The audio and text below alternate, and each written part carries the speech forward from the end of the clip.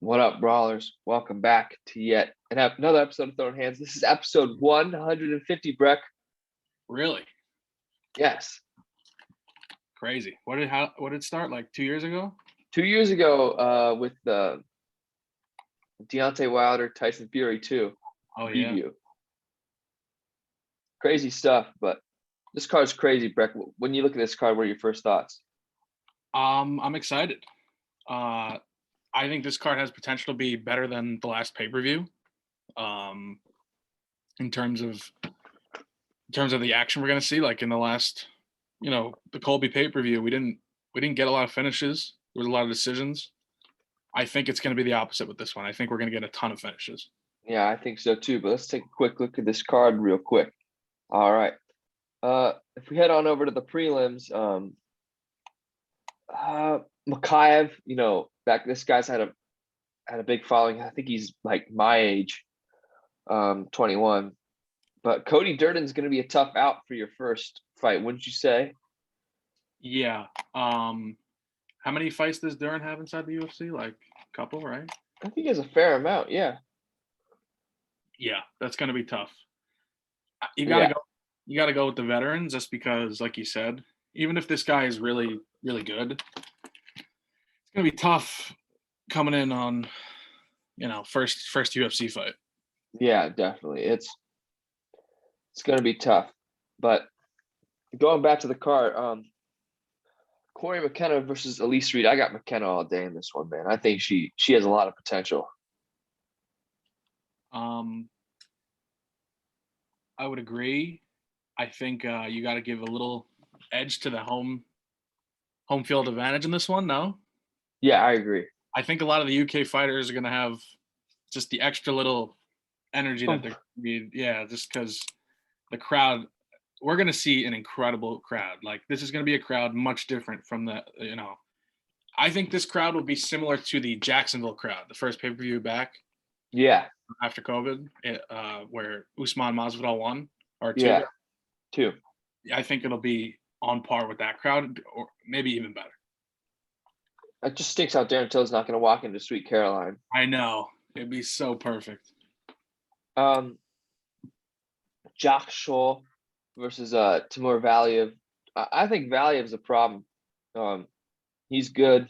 I mean, Jack Shore's a darn good fighter as well, but he almost who did he almost lose to? Was it Onama?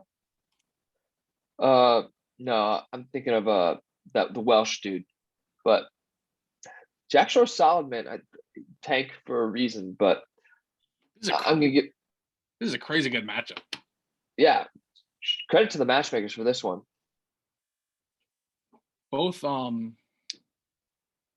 both really good. Yeah, Timur's 3-0 inside the UFC. Jack Shore's 4-0 inside the UFC. I don't know what gives in this fight. I mean, I see a Russian. I think wrestling. Have we seen Jack Shore been faced off against like a great wrestler yet? I don't think so. I don't think so. That kind of gives me hesitation.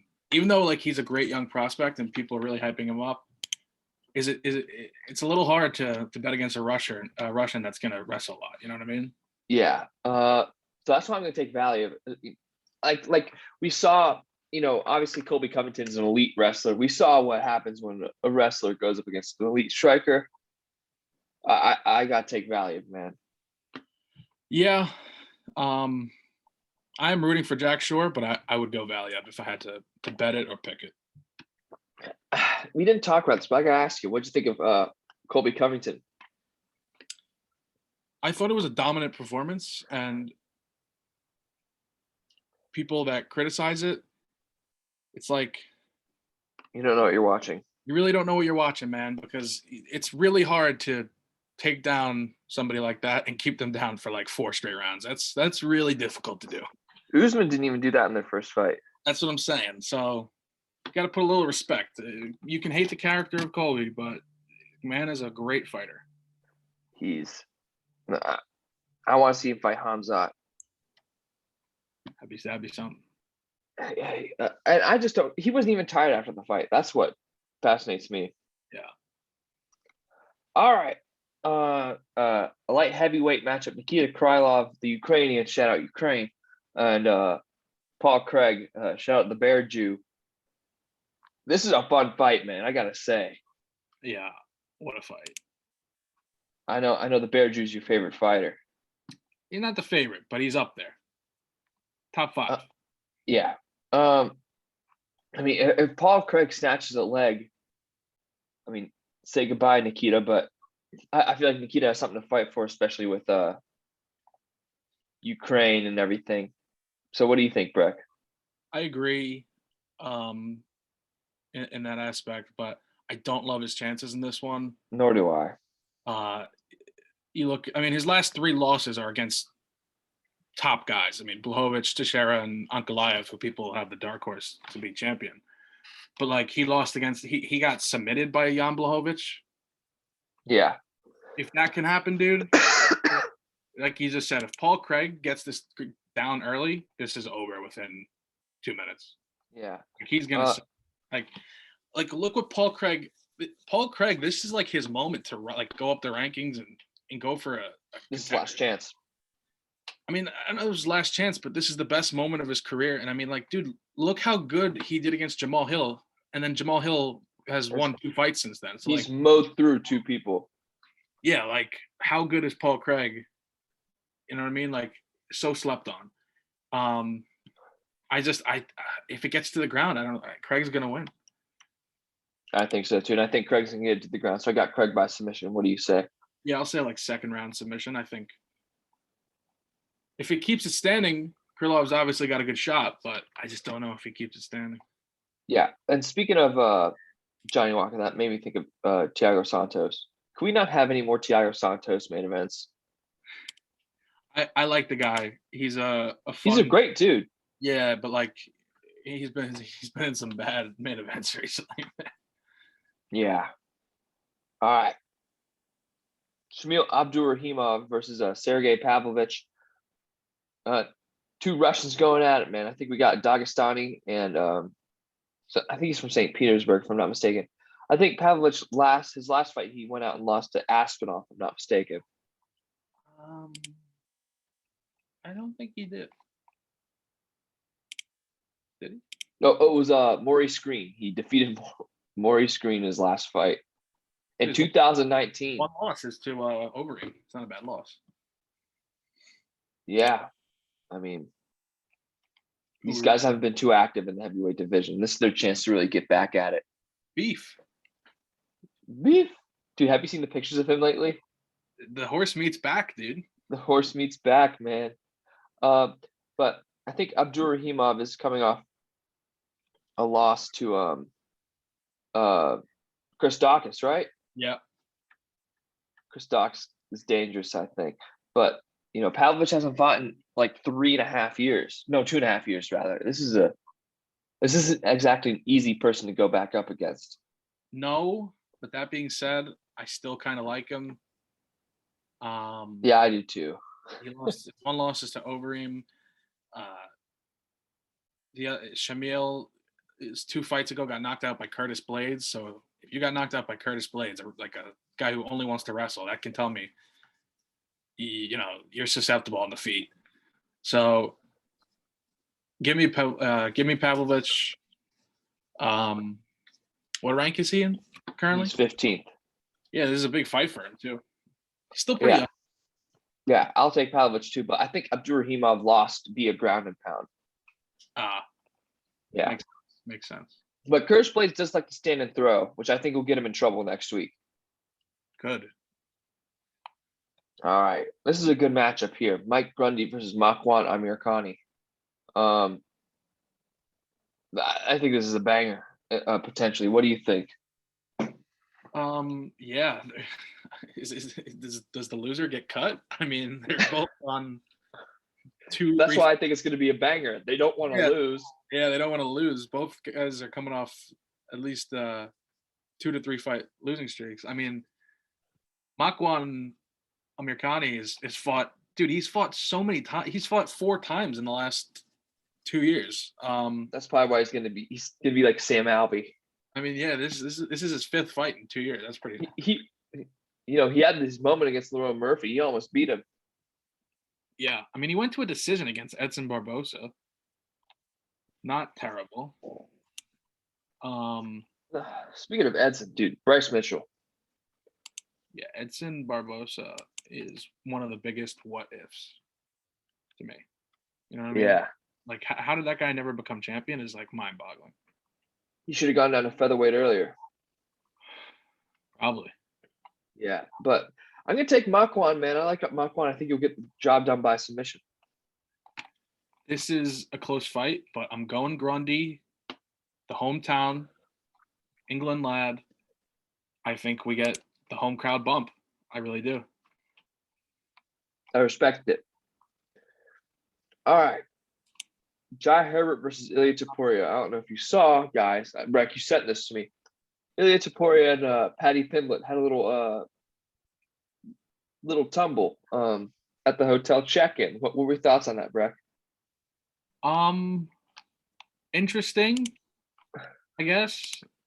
I hope they fight each other in the future. Please.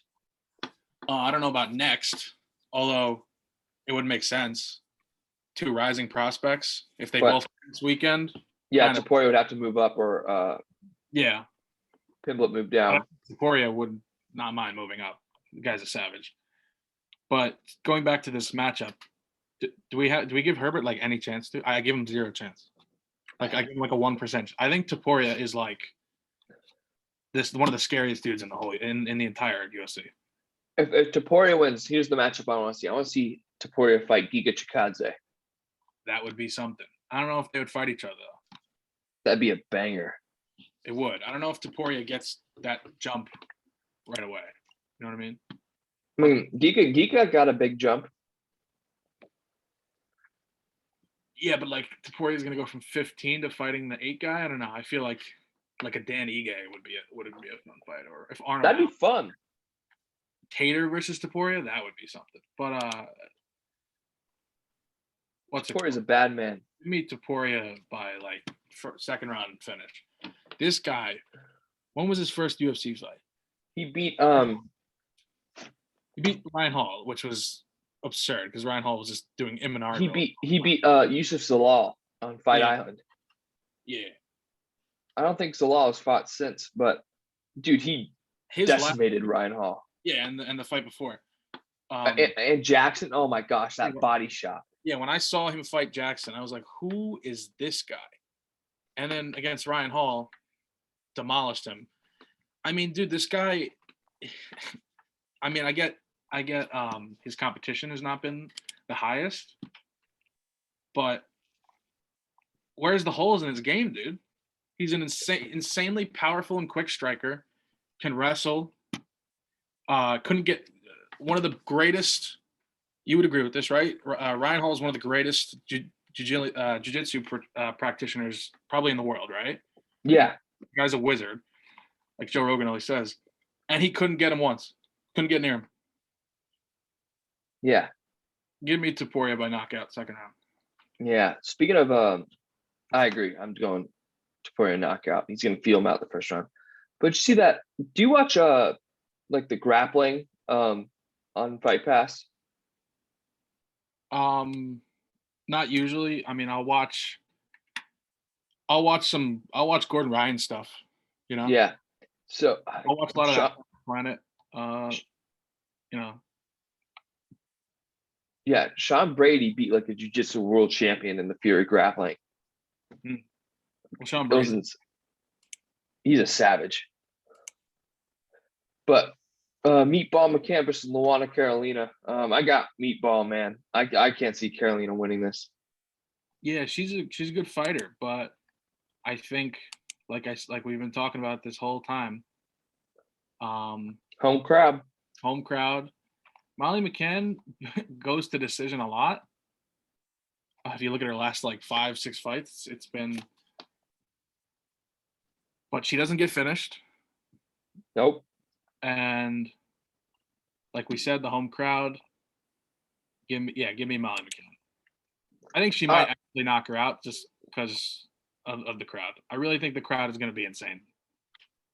It's entirely possible, as a wise man named Joe Rogan would say. Look into it. And his wise man Eddie Bravo would say. Gunnar Nelson versus Takashi Sato. Gunnar Nelson returning for the first time in like 5 years or I something was like gonna that. say this is the first Gunner appearance in forever, right?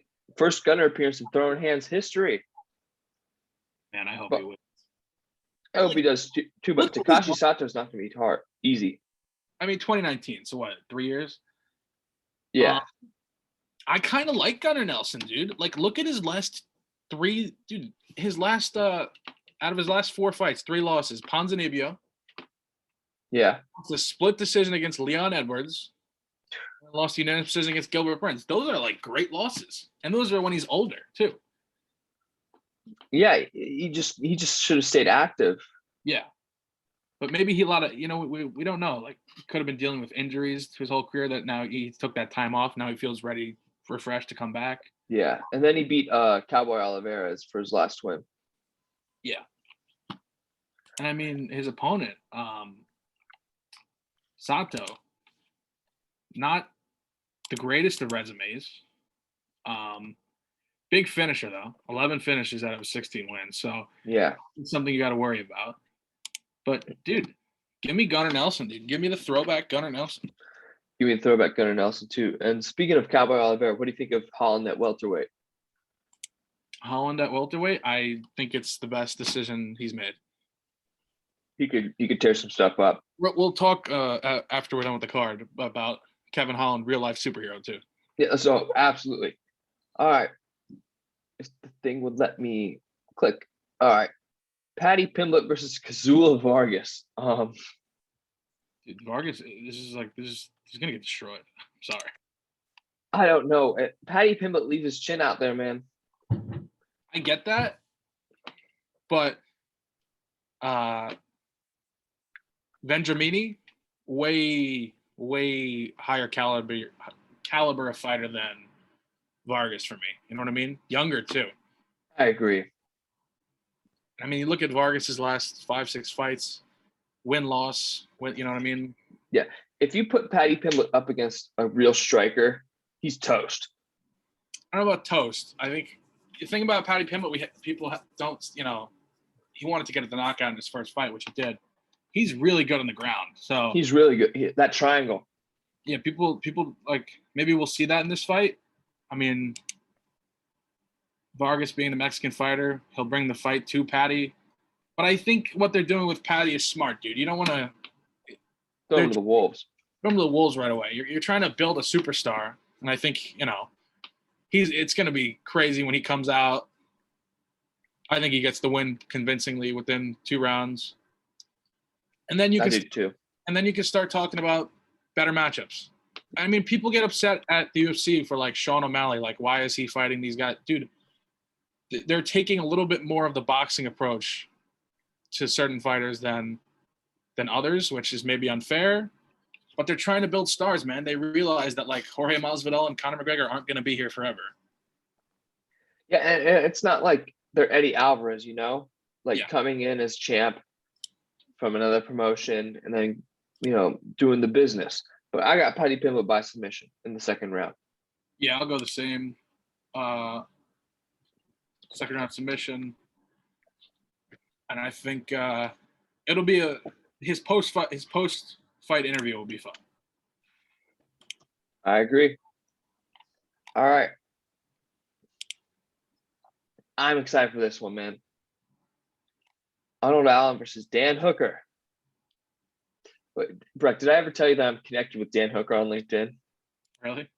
Yeah. I'm getting him on the podcast. But I'm sure he's never once looked at LinkedIn. He posts on LinkedIn all the time, actually. Really? Yeah, it's good stuff. It's a very good account. But Arnold Allen versus Dan Hooker. If Dan Hooker does this right, he can be a problem in this division. Yeah. I'm a little worried about Dan Hooker's weight cut, dude. Do you see the pictures of him? No, I haven't. They're brutal. Like, looks like a zombie. Let me look. That's a little. I mean, he's a big guy for 45. Yeah, he's 6 feet tall. Yeah, he's looking skinny, but he's 5% body fat. Do you see that? Yeah.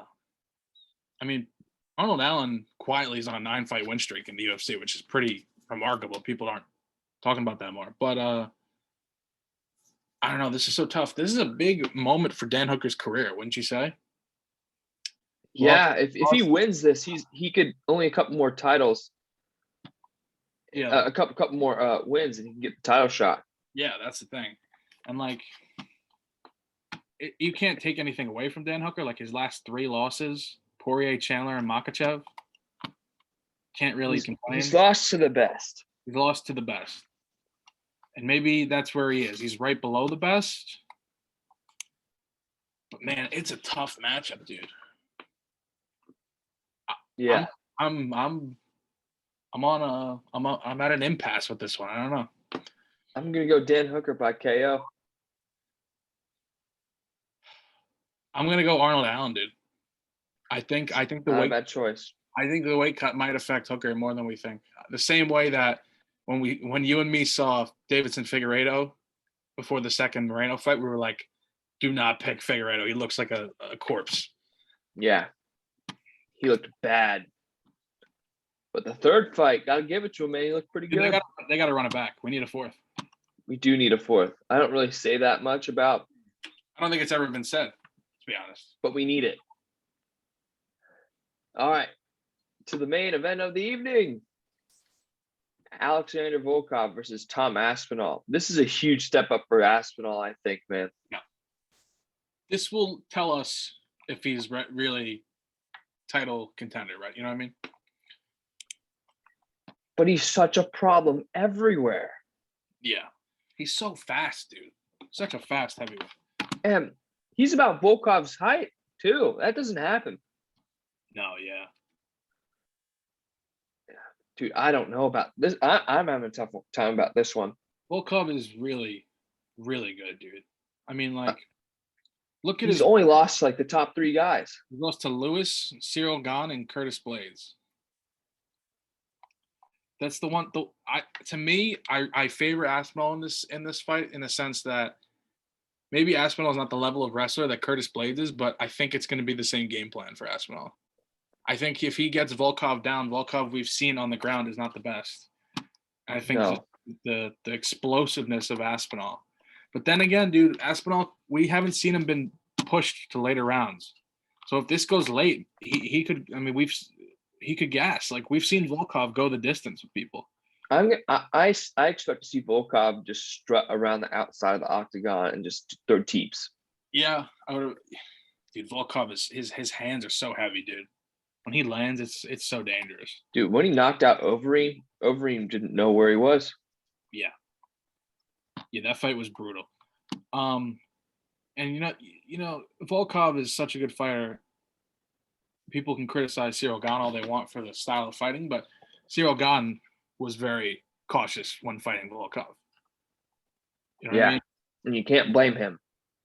So if Cyril Gane is that level of cautious, he's a tough fighter. I think it's going to be super close. I think Volkov might win the striking battle, but I think Aspinall gets the win on takedowns and ground control time. I think that's what we see. I agree, man. I got Aspinall by sub. Yeah, I agree. By sub. Maybe late. People are going to go wild when it happens. Yeah. We need to finish in the main event. Yeah. For integrity's sake. Hopefully. All right, Breck, we got some news to talk about. Kevin Holland, man, saves the day again. Real life superhero. I don't know if you heard, but stopped shooter in a restaurant. Dude's savage. Yeah. I think he just got behind the guy and choked him out. What a savage. If you go look at his Instagram and stuff or his social medias, he posted all about it. He probably, I think the guy had a rifle, so Kevin Holland probably saved multiple lives, dozens of lives, probably. Gotta give it to him. Greg Hardy got cut. Can we? Let's go, dude. I'm It's a good sorry. day. Call me a hater, dude. Who's taking Greg Hardy's side? Is there a person out there? No. Good riddance. And dude, like, he did okay against the very bottom of the UFC. Once they gave him, like, not even top competition, like, what would you say, like mid competition? He got knocked out like 4 or 5 fights in a row. But I gotta give it to him. He did go to decision against Volkov. Okay, true. But I mean, he'll sign for Bellator probably. He might. You know what they gotta do? This is crazy, Breck. They gotta do Hardy Fedor. Oh my, no. I'm gonna log off. I can't believe you just said that. I can't believe you just said that. We have to see Fedor. What is it? He just fought a 45-year-old. He beat Tim Johnson. Yeah, we don't need to see Greg Hardy, please.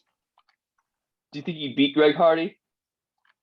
Yeah, I do. I think he could be a Greg Hardy. Obviously he could, but he's old now. Yeah, but he would just take him down once and it'd be over. Greg Hardy needed like an inhaler in the middle of a fight. That's true. And it was illegal.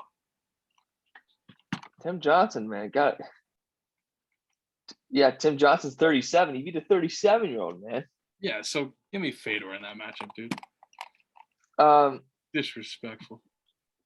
Jake Paul wants to fight McGregor. Please make it happen. I would love to see this decimation. Yeah, I would like to see McGregor return and like get a win against a real UFC fighter. And then if they want to do this whole clown show afterwards where he'll just destroy Jake Paul within 30 seconds, I would see that. It would have. It wouldn't be a real UFC fight. It would be like an exhibition. Yeah, I really wish they kept Tony for Connor and just had Connor Tony in the summer. I agree, because we'll talk about it in due time. But Michael Chandler's do bad things to Tony Ferguson, and I'm not here for it. I'm actually quite sad right now thinking about it. I'm very concerned for Tony Ferguson. Tony Connor, just the history of the two, it would have been it's like the perfect fight. Oh yeah, it is. McNuggets, you know what I mean? Like they hate each other. I mean, it's perfect. It's a shame we didn't get to see it when they were in their primes, but yeah, I agree. Dana White's not saying no to a potential Logan Paul fight. I'm here for it. Logan Paul could have been a D1 wrestler. Logan Paul versus who? Let's put Alex Pereira. I mean, that's death.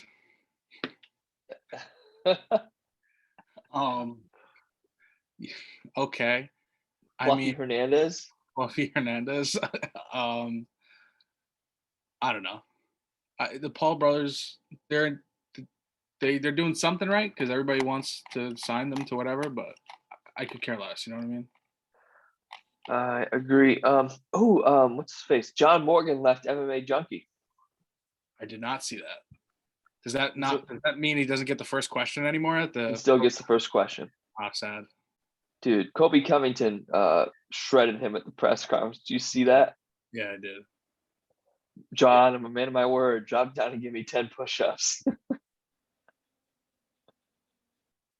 Yeah, it's always he gets so much hate online. It's like it's absurd. But I love John Morgan, man. He came on the podcast. I don't hold anything against the guy. Like he does his job well. You're just a clickbaiter. Oh, what are we gonna do with Marlon Moraes, man? Is he not gonna retire? Did he the glove thing? Took off the glove? I don't know. I saw something that we should have Cody Garbrandt fight Marlon Moraes because the first punch landed would be a knockout. They're both, glass chins. I agree, but Cody should stay at 25. That's so crazy. Is like the fall from being a top championship level fighter happened so quick. Like the guy was a savage, and then just the last 2 years he's lost a lot. Like, dude, that knee he landed on Aljo, Absurd. Yeah. Damn, man. It sucks to see. Yeah. Unfortunately. It's really an unfortunate situation. See what else is here. Volk is willing to fight McGregor at welterweight. Who? Volk. Don't love that from McGregor. Yeah. Oh, this is what we have to talk about. Kevin Lee in Eagle FC. Yeah, wow. Dude, he went not a great look. He did get his knee blown out. Yeah, that is true. But you shouldn't have had that close a fight regardless. With Diego Sanchez. With a 40-year-old Diego Sanchez. Don't get me wrong. The 165-pound division is a great idea by Eagle FC. It probably should be implemented into the UFC.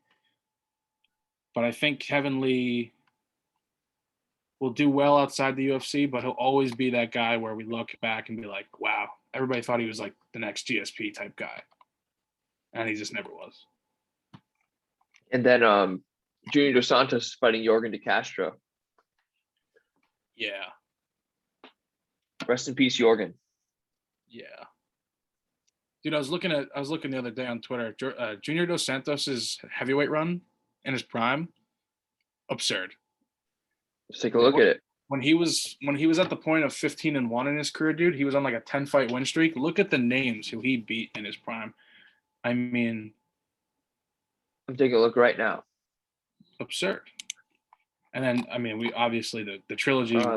Verdum, Struve, Krokop, Gonzaga, Nelson, Carwin, Velasquez, Mir. Good God. That's crazy, dude. And then we get the more fights with, I mean, probably the most legendary heavyweight trilogy, right? Yeah. Mark Hunt. He beat Stipe. He beat Ben Rothwell, Tuivasa, Derek Lewis. Beast. Absolute beast. He's probably like a top 3 heavyweight of all time. You could argue in his prime. Up there. He's good, man. He's so good. He was so good. Hate to say was, but let's see. Keep scrolling a little bit. Nothing too much. It's been relatively quiet. Yeah. I would agree. Oh, Vittori Whitaker in June. Yeah. That's gonna be fun. I don't know. That's a close fight. That's a really close fight. I don't think people realize how good Vittori is, man. Yeah. That Paulo performance, like we've said many times, the Paulo one was impressive. Dude, he got hit in the head like 7 times with those kicks. Yeah. That was insane. And apparently, Cannonier Adesanya is looking at in July. Makes sense. Probably, I could see, yeah, late July, early August would make sense. Yeah, man. Absolutely. Izzy wants to fight 3 times this year, so. Would that be the third or the second? Second. Second. So then he would fight in the fall. Interesting. I mean, people can hate on Usman, Izzy, Francis, the African Kings, but you can't take away from them, dude. Like, they fight 2 to 3 times a year, and as champions, that is like what you want from your, as the UFC, that's what you want from your champions. Yeah. All right, Breck, I don't got anything else. No, I think we covered most of it. We did. Some really, if you're into the gambling aspect of sports, really good odds on some of these fights this weekend. Arnold Allen, Dan Hooker won. Some good odds, but yeah, should be a really good card. For sure. All right, guys, we'll catch you later for the review of UFC London. Just drop some popcorn on the floor. Hold on. But UFC London, catch y'all later.